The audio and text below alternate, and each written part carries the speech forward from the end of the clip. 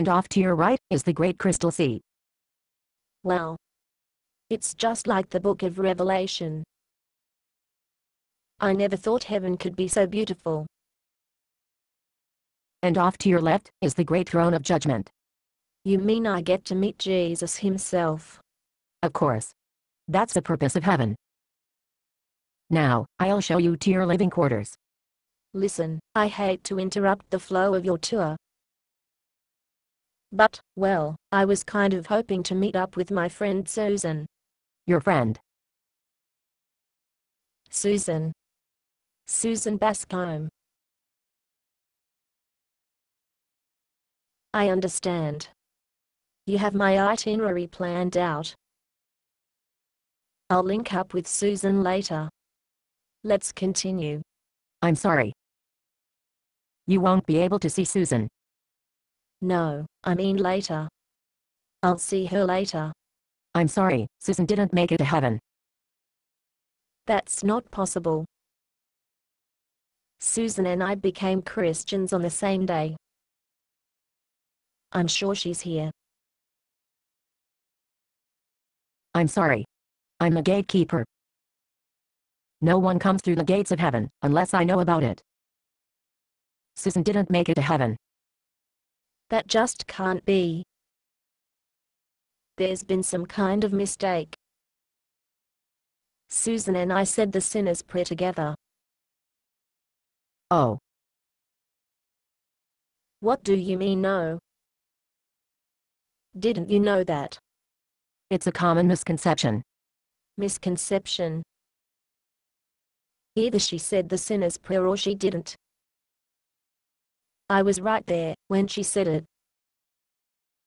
What else do you have to know? Now, I want you to send somebody to Hades or Gehenna. Or wherever you sent her by mistake, and you bring her here where she belongs.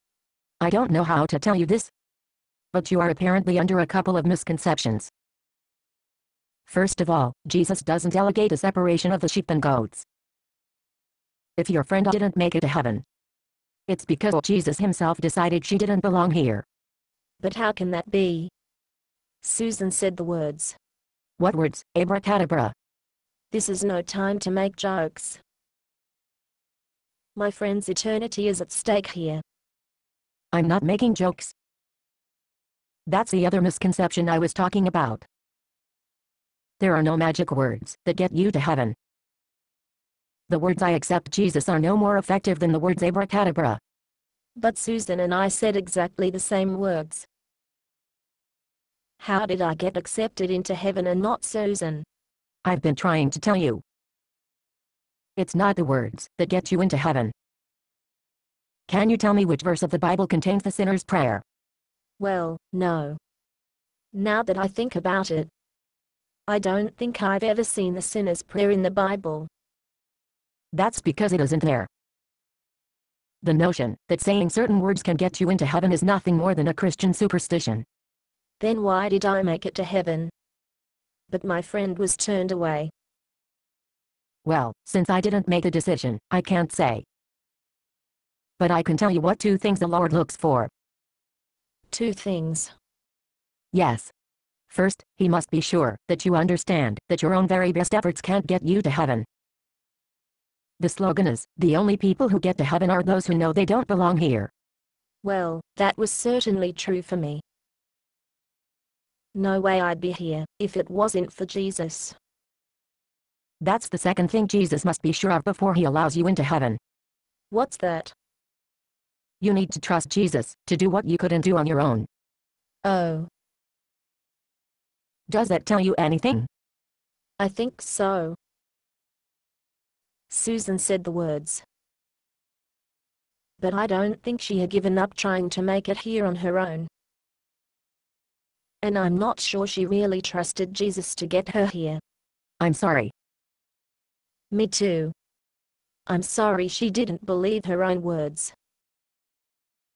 She might as well have said abracadabra. It was just a ritual, just a superstition with Jesus' name attached. I hope she wasn't relying on a superstition to save her. Do you really think she thought the words could save her? People will try anything to avoid admitting that they need help. I'm sorry. You know, when I pictured heaven, I always pictured a place where there would be no regret. I didn't think a perfect place like heaven would allow regret. On the contrary, regret is a good thing. You learn from your regrets. It's guilt that's not allowed in heaven. Because Jesus' death on the cross removed all guilt for us. Yes. Yes, of course. Well, there's nothing I can do about it now. It's too late for her. Listen, I'm sorry I interrupted your guided tour. You were saying? Oh, yes. I was talking about your living quarters. And when Jesus promised he would go and prepare a place for you, you should see what a luxurious place he prepared. Based on a play by Bob Snook. Conditions for use: do not sell any part of the script, even if you rewrite it. Pay no royalties, even if you make money from performances. You may reproduce and distribute this script freely, but all copies must contain this copyright statement.